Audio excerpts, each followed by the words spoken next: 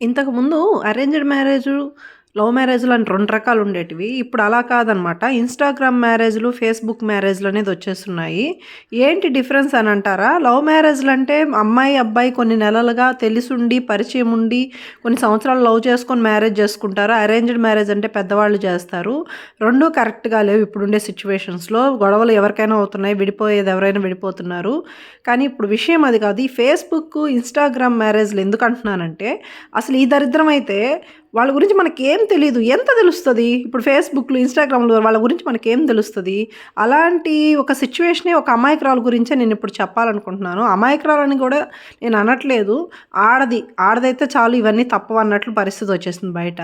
ఈ ఫోటోలో కనిపించే ఇద్దరు ఫేస్‌బుక్ ద్వారా, ఇన్‌స్టాగ్రామ్ ద్వారా లవ్ చేసి పెళ్లి చేసుకున్నారు కొన్ని సంవత్సరాల కిందట. హైదరాబాద్‌లో వీళ్ళు ఫ్యామిలీ ఉంటున్నారు. వీళ్ళు లవ్ చేసుకునేటప్పుడు అతను డెలివరీ బాయ్‌గా చేసేవాడంట. వీళ్ళకొక బాబు పుట్టాక అతను జాబ్ మానేసి దరిద్రుల్లాగా బయట తిరగడం స్టార్ట్ చేశాడంట. ఆ ఆర్థిక పరిస్థితులు పోగొట్టుకోవడానికి వాళ్ళ బాబుని అమ్మేయాలని డిసైడ్ అయ్యాడంట ఈ ప్రబుద్ధుడు. బాబుని అమ్మేయాలని డిసైడ్ అయిన తర్వాత 50,000కి అమ్మేశాడంట కూడా. ఆ విషయం భార్యకి తెలిసి కేస్ పెట్టి పోలీసుల ద్వారా తన బిడ్డని తను తెచ్చుకుంది. తెచ్చుకున్నా గూడా బిడ్డని నిలుపుకోలేకపోయింది. ఎందుకంటే వాళ్ళ ఆర్థిక పరిస్థితులను బట్టో, లేకపోతే ఇంకోటో అతను చనిపోయాడు ఆ బాబు.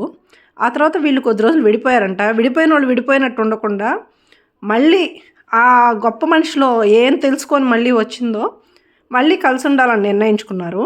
కానీ వీళ్ళు కలిసుండాలని నిర్ణయించుకున్న తర్వాత, అక్కడ ఏమైందంటే, ఆ అమ్మాయి ప్రెగ్నెంట్ అంట. అంటే వీళ్ళు మళ్ళీ కలిసేటప్పటికి ఆ అమ్మాయి ప్రెగ్నెంట్ అంట.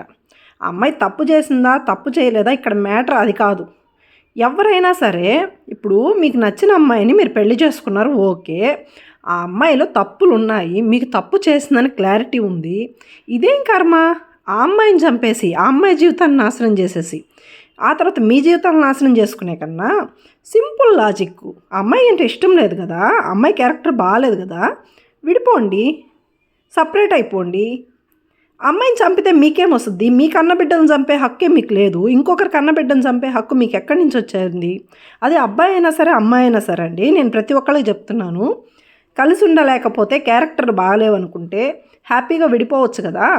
కలిసి ఉండడం ఎందుకు? ఆ అమ్మాయిని కలిసిన తర్వాత ఆ అమ్మాయి ప్రెగ్నెంట్ అవ్వడము, ఆ ప్రెగ్నెంట్‌కి ఇతను కారణం కాదని డౌటు ఇతనిలో క్వెషన్ రేజ్ చేసింది. సో, క్వెషన్ రేజ్ చేసినప్పుడైనా విడిపోవచ్చు కదా! సరే తిను కారణం కాదు. ఓకే. విడిపోవచ్చు కదా! అప్పుడైనా. అలా కూడా చేయలేదనమాట.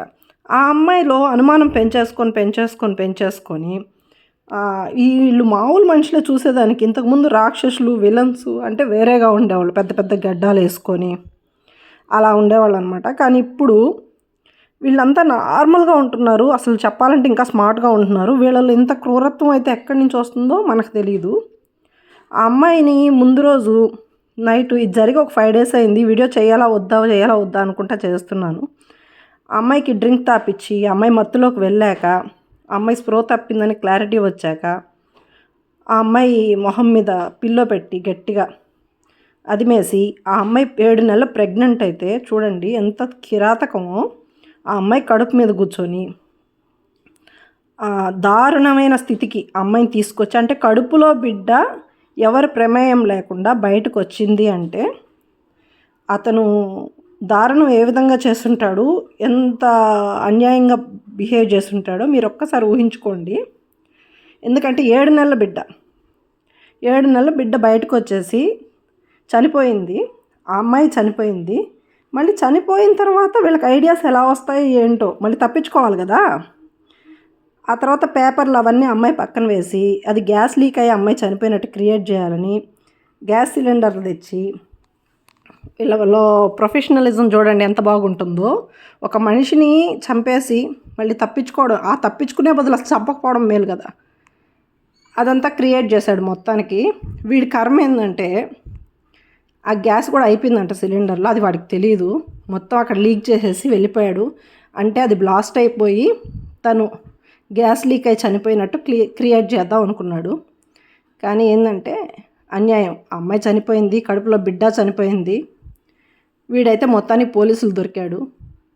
ఇక్కడ దారుణం ఏంటంటే ఎవ్వరైనా సరే జీవితంలో ఇష్టం లేకపోతే విడిపోవాలండి. ఇలాంటియన్నీ చేసి ఒకరి ప్రాణాన్ని తీసే హక్కు ఎవ్వరికీ లేదండి.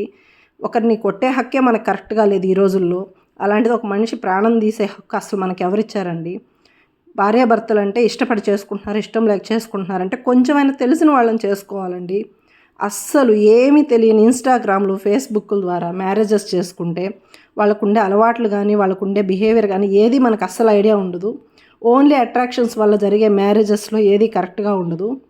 కానీ మ్యారేజెస్ చేసుకున్న తర్వాత తొందరపడి పిల్లల్ని కనకూడదు. కన్న తర్వాత కూడా మీకు నచ్చలేదు, ఓకే.